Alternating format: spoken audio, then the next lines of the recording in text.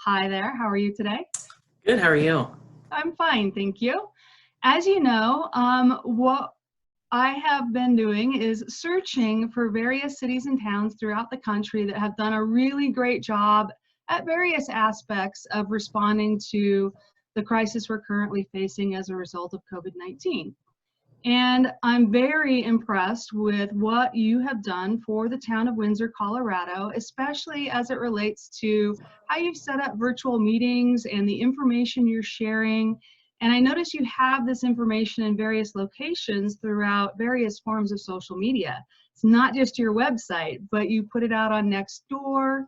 And I was just hoping you could take a few minutes today and tell us about your approach, what worked really well, what maybe didn't work so well, and what you've made adjustments to, and maybe even some thoughts moving into the course of the next few weeks, what you might be tackling next. So I'd like to just turn it over to you. Sounds great. So, of course, as with everybody, this sort of hit us out of nowhere. This whole crisis. And in fact, as of about 3 weeks ago, we didn't even have a Zoom account, so we weren't really using Zoom as a platform internally. And so we have been doing this sort of on the fly. We've been trying to figure this all out as we go. And every time we do it, we're learning something new. We realized pretty quickly that we were going to need to try to find some kind of way to allow the public to participate in our meetings without being there, which is the challenge everyone is facing right now. And so right away, the biggest thing that we wanted to do was focus on how can we make sure that this is accessible for everybody.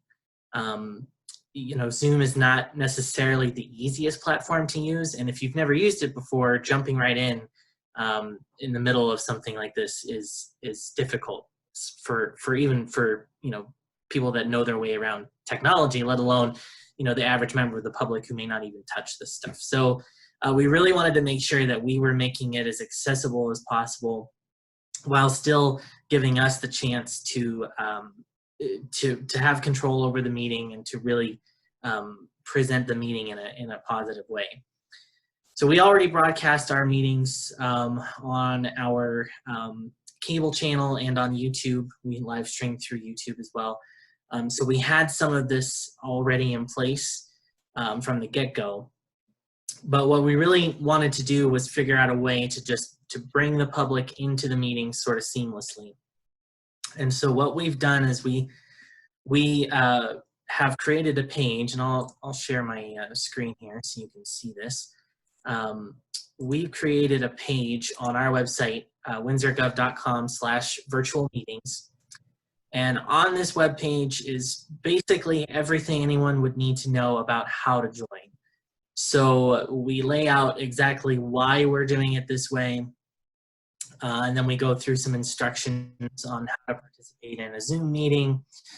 We also go through some instructions on how you can watch the meeting instead of participating. We really try to encourage people, if you don't have comment, if you don't have questions, and you just want to see what's going on, we really encourage people to go to our YouTube stream instead, or watch on cable. That way we're saving a little bit on bandwidth through Zoom.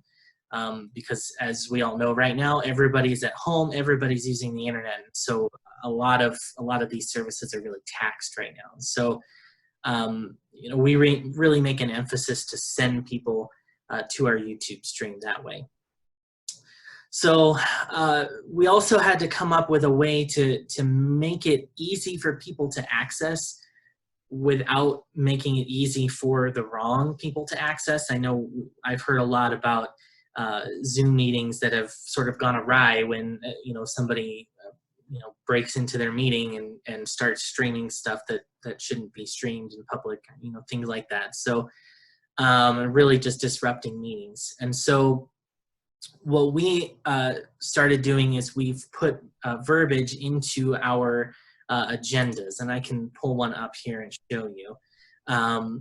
So we put some verbiage into the agenda that actually has the Zoom link in it, as well as the toll-free numbers that we have purchased through Zoom. and then the webinar ID right here for people to join. That way they can get that information easily, but it's not easily searchable out, externally. And so people can't just click on a link and then get into the meeting. Additionally, and this was something that was really important that we figured out early on, fortunately, is the webinar feature of Zoom. I cannot stress enough how helpful that has been to us. If you're unfamiliar with how that works, a regular Zoom meeting, anyone can join, and then they can, they can talk, they can share video, etc. With the webinar feature, this link and these phone numbers, they let you into the meeting, but you're into the meeting as what's called an attendee. You cannot do anything beyond type in the chat box and raise your hand to ask a question. You come in automatically muted, you can't share video, etc. So that allows our moderator, who's just a staff member sitting next to the mayor, she can quickly see who's in the meeting, but she doesn't have to worry about anyone just jumping in and disrupting things or anything like that. She can unmute people when they want to speak, or when the mayor wants them to speak, etc. So having that webinar feature is hugely important. Anybody that, any staff or board member that might need to present or share video or just be able to join the conversation freely, they can join that webinar as a panelist, it's called. And so they get that sort of more meeting-like structure with people just viewing and waiting in the wings to give public comment. So that's really how we went about making sure people had the ability to access the meetings. As I said, as we do this, we learn something new every time, and so the actual technical aspect of setting up the meeting, having where to put a mic, where to put the mayor, where to whether or not to have people use video, all of those things, we're still figuring all of those things out as we go. But this is what we did to sort of get ourselves prepared to start taking public comment. And so far it's worked really well for us. Thank you. I think this is going to be very helpful. So to sort of summarize, I was taking some notes because you gave so much information. Yeah. What you did was you set up your main web page full of instructions for people so that it would be very easy for them to figure out how to join in and participate. And one of the things I would note there is that you actually screenshotted or put in photographs for people to see.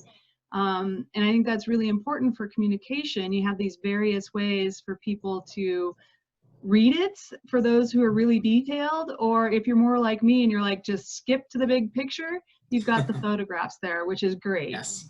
And it sounded like you learned some lessons about how to share the information about engagement, and you're using the webinar feature of Zoom, not just the meeting feature of Zoom. And I think that's important for people to know.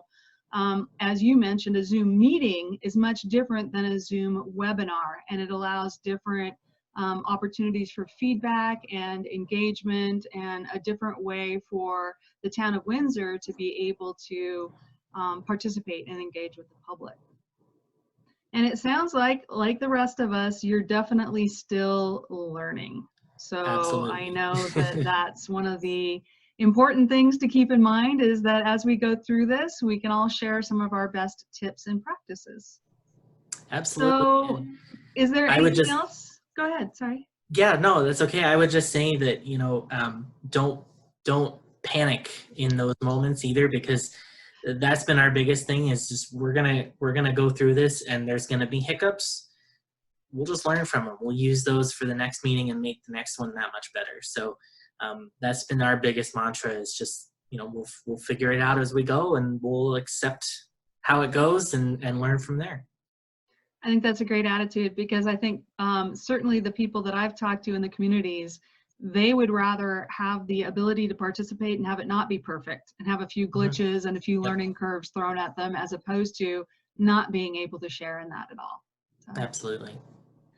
Well, can you tell people how to reach out to you if they would like some more information or would like some follow-up questions to be answered? Absolutely. They can contact me directly through the Town of Windsor. I'm in the communications department, and I believe you'll have my email up there as well, mpaine@windsorgov.com.